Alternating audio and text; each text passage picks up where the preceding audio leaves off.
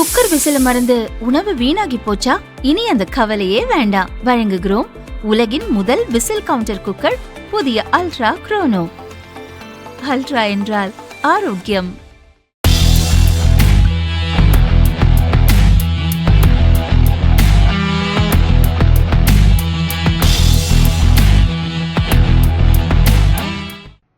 Top 10 நாடுகளுக்கு இந்தியாவிலிருந்து கடந்த நிதியாண்டில் 1.04 லட்சம் கோடி ரூபாய்க்கு ஆடை ஏற்றுமதி நடந்துள்ளது. அமெரிக்க ஏற்றுமதி 2322 கோடி ரூபாய் குறைந்துள்ளது. இந்தியாவிலிருந்து அதிக ஏற்றுமதி நடக்கும் டாப் 10 நாடுகளுக்கு 2025-2026 நிதியாண்டில் ஆடை ஏற்றுமதி அதிகரித்துள்ளது. முந்தைய ஆண்டை காட்டிலும் 3500 கோடி ரூபாய் அளவுக்கு ஏற்றுமதி உயர்ந்துள்ளது. அமெரிக்காவின் இறக்குமதி வரி உயர்வு காரணமாக முந்தைய நிதியாண்டை காட்டிலும் கடந்த நிதியாண்டில் 2322 கோடி ரூபாய் ஏற்றுமதி குறைந்துள்ளது. அமெரிக்க டாலர் மதிப்பில் கணக்கிடும்போது நெதர்லாந்து ஏற்றுமதி 2.5%, ஆஸ்திரேலியா ஏற்றுமதி 1.9% குறைந்துள்ளன.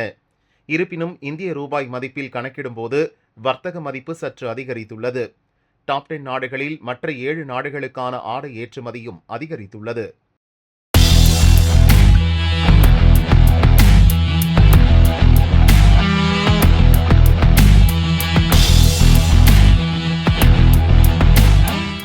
அதிரடியாக உயரும் பட்டாசு விலை.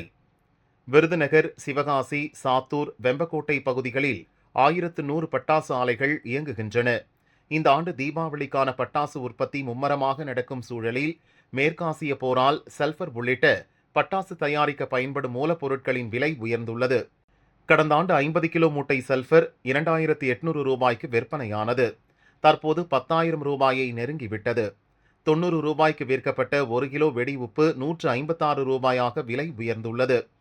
450 ரூபாய்க்கு விற்கப்பட்ட 1 கிலோ அலுமினியம் பவுடர் 550 ரூபாயாக விலை உயர்ந்துள்ளது.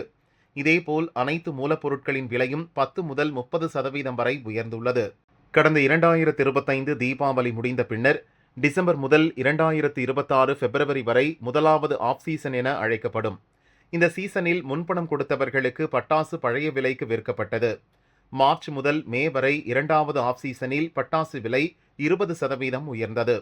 ஜூன் முதல் ஆகஸ்ட் வரையிலான மூன்றாவது ஆஃப் சீசனில் பட்டாசு விலை மேலும் 10% அதிகரிக்க வாய்ப்புள்ளது.